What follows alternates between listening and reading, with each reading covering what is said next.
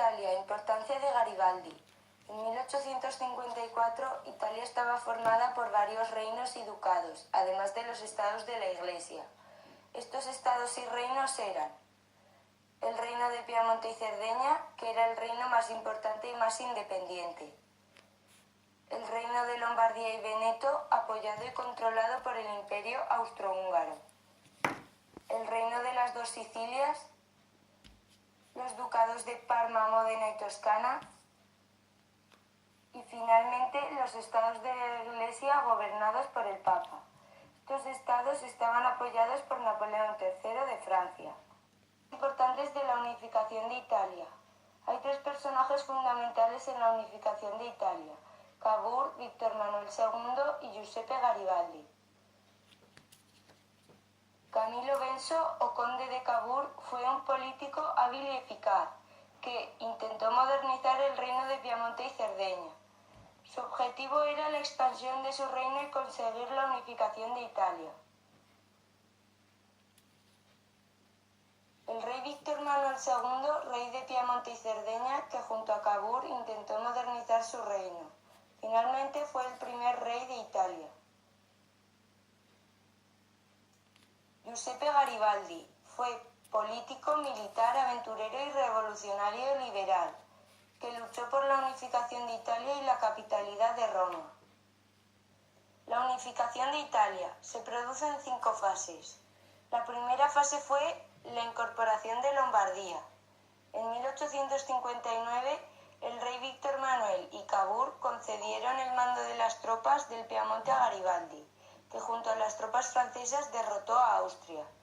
Como resultado de esta guerra, el reino de Piamonte y Cerdeña incorporó Lombardía. A cambio se cede a los franceses Niza y Saboya.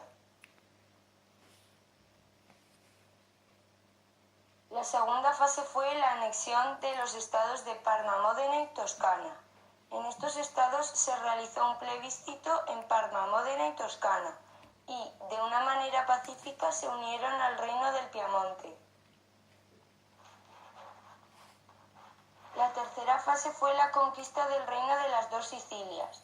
Giuseppe Garibaldi, con el apoyo secreto de Cavour, desembarcó en Sicilia y se apoderó de la isla.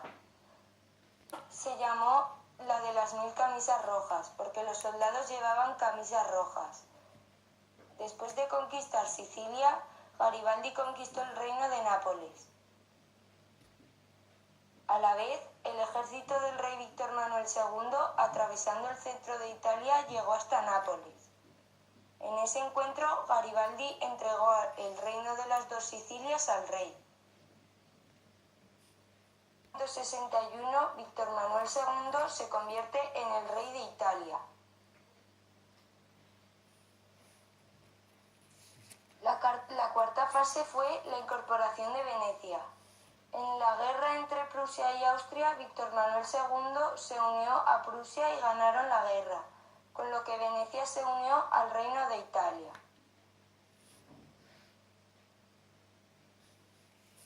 La quinta fase fue la incorporación de Roma.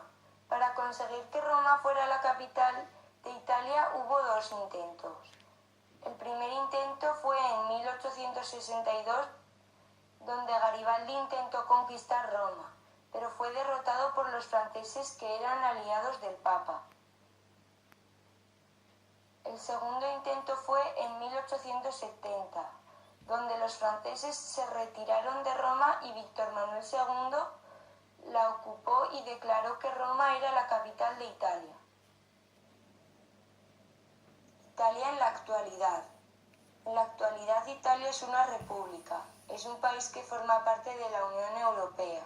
En Roma está el Estado del Vaticano, donde reside el Papa.